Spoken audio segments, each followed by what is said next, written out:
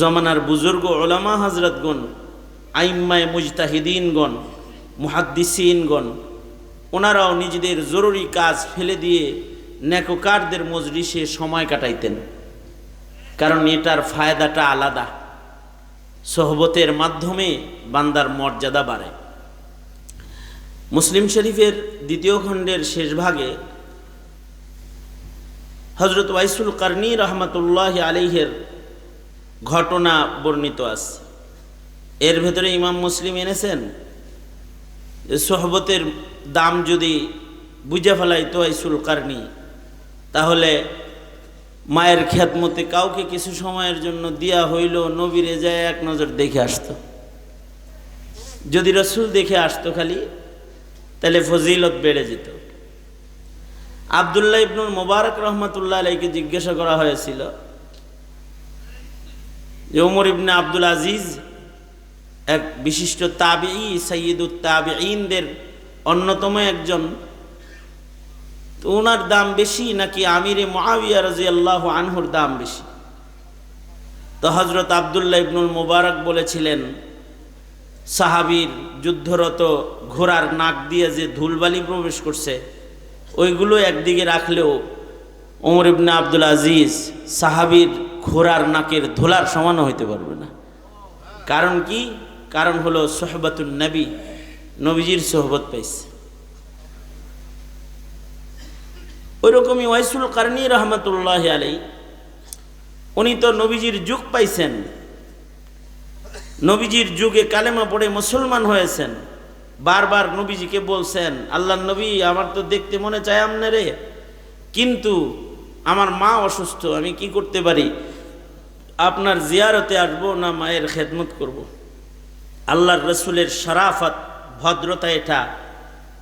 আল্লাহর রসুল বলতে পারতেন যে অল্প সময়ের জন্য হইলো আয়া পড়ো, কিন্তু নবীজি এটা বলেন নাই।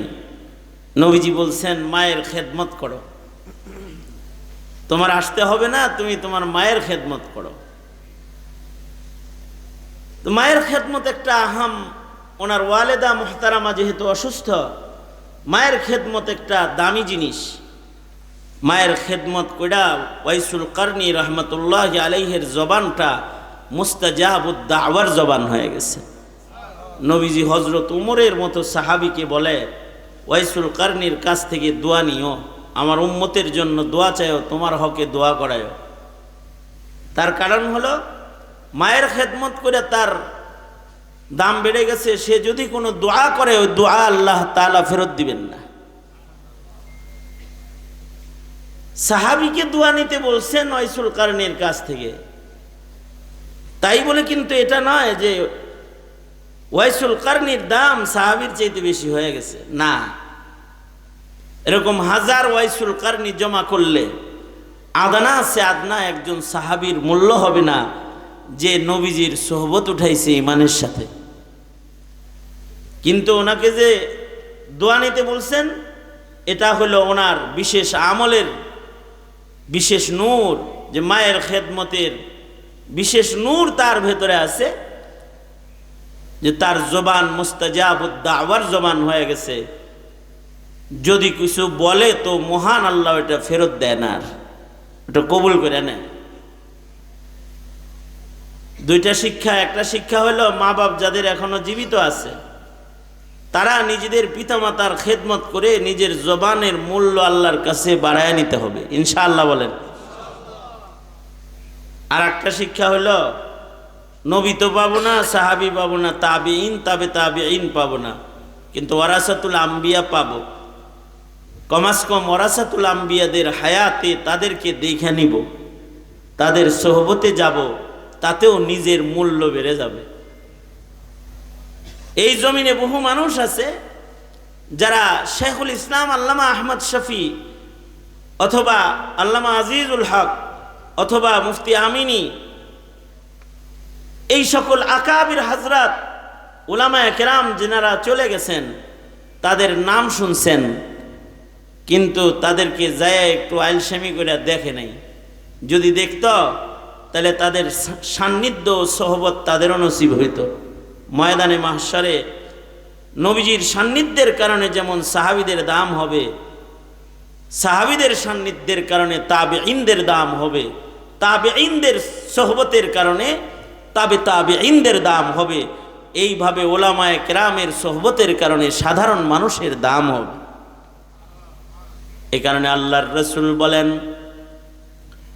পালা রাসূলুল্লাহি সাল্লাল্লাহু আলাইহি ওয়াসাল্লাম আলাইকুম বিমুজালাসাতিল উলামা,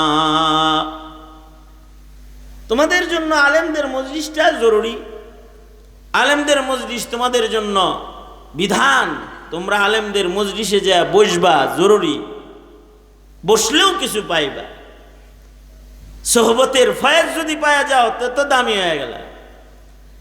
হাজারো ব্যস্ততার ভেতর দিয়ে এই এতগুলো আলেম ওলামা বসছে, আমরা যে এখানে বসতে পারছি এটাও একটা সাআদাত মন্দির। এই বুঝটাও কম দামি না, এই বুঝটাও একটা দামি বুঝ, যে সব বাদ দিয়ে আলেমদের সামনে আসার মতো মন তৈয়ার হয়েছে। এর বরকতেও তো আল্লাহ তাআলা ওই নেককারদের ভালোবাসার কারণে যদি নেককার হিসেবে গণ্য নেয়। এক বুজুর্গ বলতেন, উহিব্বুস সালিহিনা ওয়ালাস্তু মিনহুম, উহিব্বুস সালিহিনা ওয়ালাস্তু মিনহুম লাআল্লাল্লাহা ইয়ারযুকুনি সালাহা। আমি তো নিজে নেককার না, কিন্তু আমি নেককারদেরকে ভালোবাসি, এই মানসিকতায় ভালোবাসি। এটাও যদি আল্লাহর পছন্দ হয় আর আল্লাহ যদি আমার নেককার হিসেবে গণ্য লয়, সুবহানাল্লাহ বলেন। আমাদের এই মজলিসটা এই গরমের ভেতরে এই বৈঠকটাও আল্লাহ তাআলা আমাদেরকে নেককার হিসেবে গণ্য করার জন্য উসিলা বানায়া দেখ। আওয়াজ করে বলেন আমিন, আরো জোরে আওয়াজ করে বলেন আমিন। খুব সংক্ষেপে কয়েকটা কথা। মানুষের কিছু প্রকার আছে। এক প্রকারের মানুষ আছে দেখতে মানুষ কিন্তু আসলে শয়তান। মিনাল জিন্নাতি ওয়ান নাস বলে আল্লাহ তাআলা যে দুষ্ট মানুষগুলোর থেকে আল্লাহর কাছে পানাহ চাইতে বলেছেন, এই মানুষগুলো আসলে দেখতে মানুষ, সুরতে মানুষ, কিন্তু আসলে শয়তান। কিছু মানুষ আছে, অর্থাৎ কিছু মানুষের ভেতরে শয়তানিয়ত গালেব, অর্থাৎ শয়তানের যা ভাল লাগে মানুষটারও তা ভাল লাগে।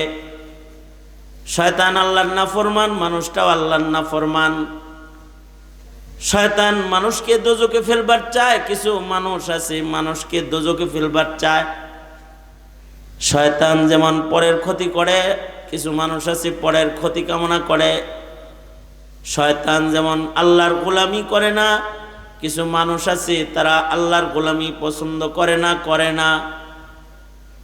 শয়তানের যে দোষগুলা আছে, এই দোষগুলা যে মানুষগুলার ভিতরে আছে, এই মানুষগুলা দেখতে ইনসান কিন্তু আসলে তারা শয়তান। এইরকম যারা শয়তান হিসেবে গণ্য হয়ে যাবে ময়দানে মাহশারে, তারা কিন্তু ইবলিস শয়তানের সাথে দোজখের আগুনেও পড়ে যাবে। এ কারণে কশিন কালেও যেন আমি মানুষটার, আপনি মানুষটার ভেতরে শয়তানি দোষগুলো আপনার আমার ভেতরে যেন ঢুইকা না যায়, এটা খেয়াল করা। শয়তানের দোষগুলা যেন মানুষ হিসাবে আমার ভেতরে না এসে পড়ে। আবার তাইলে সুরতে মানুষ হবে কিন্তু সিরতে আসলে শয়তান হয়ে গেল, স্বভাব চরিত্রে শয়তান হয়ে গেছে গা। তো শয়তানের সাথে যদি নিজের স্বভাব আমল কার্যক্রমের মিল হয়ে যায়, তাহলে তো দোজখে শয়তানের সাথে থাকতে হবে। আল্লাহ তাআলা হেফাজত করুন। সবাই জোরে আওয়াজ করে বলেন আমিন।